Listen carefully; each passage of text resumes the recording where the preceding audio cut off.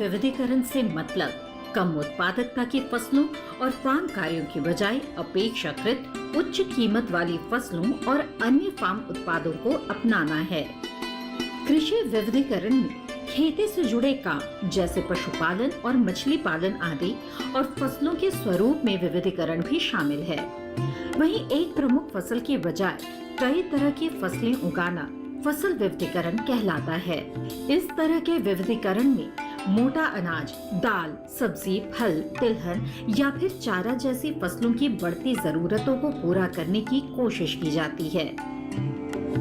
इसका उद्देश्य मिट्टी की सेहत में सुधार और कृषि पारिस्थितिकी तंत्र को बनाए रखना भी है।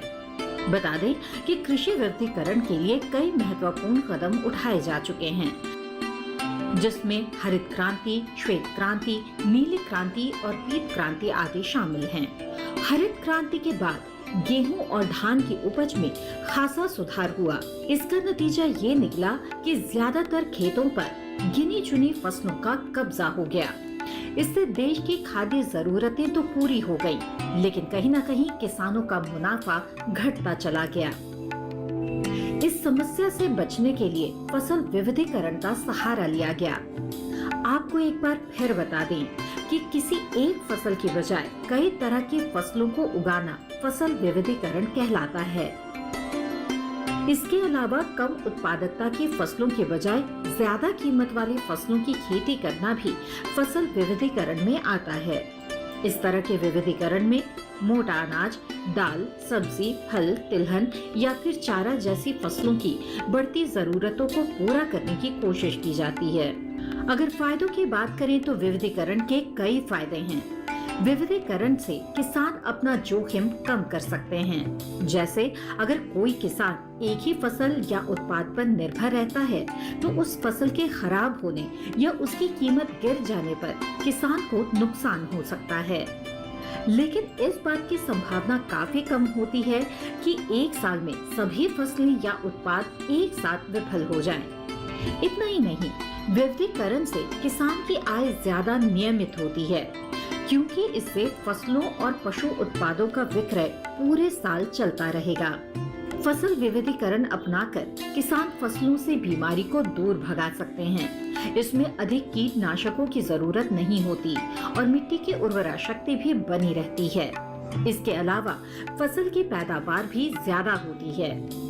शुष्क इलाकों या ऐसे इलाकों जहां के लोगों को अक्सर मौसम की मार का सामना करना पड़ता है, फसल विविधीकरण किसी वरदान से कम नहीं है। इतना ही नहीं, जलवायु आधारित कृषि में बेहतर लाभ और आर्थिक नुकसान से बचने के लिए फसल विविधीकरण काफी उपयोगी साबित होता है। फसल विविधीकरण करके मांग के अनुसार नकदी फसलों की खेती किसानों के आर्थिक लाभ को बढ़ा सकती है। किसान मिट्टी का परीक्षण कराकर बाजार मांग के अनुसार फसलों को चुन सकते हैं। कम अवधि की दो या ज्यादा फसलों को चुनकर, सिंचाई के आधुनिक तरीकों को अपनाकर और कम पानी वाली फसलों को लगाकर किसान अच्छी आमदनी ले सकते हैं।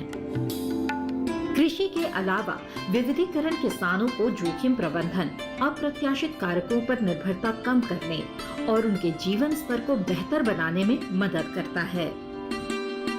सरकार पशुधन, डेयरी, मछली पालन और खाद्य प्रसंस्करण जैसी संबद्ध गतिविधियों को बढ़ावा दे रही है। साथ ही गैर कृषि रोजगार को बढ़ावा दे रही है, जिससे कई आय स्रोत बनाए जा सके।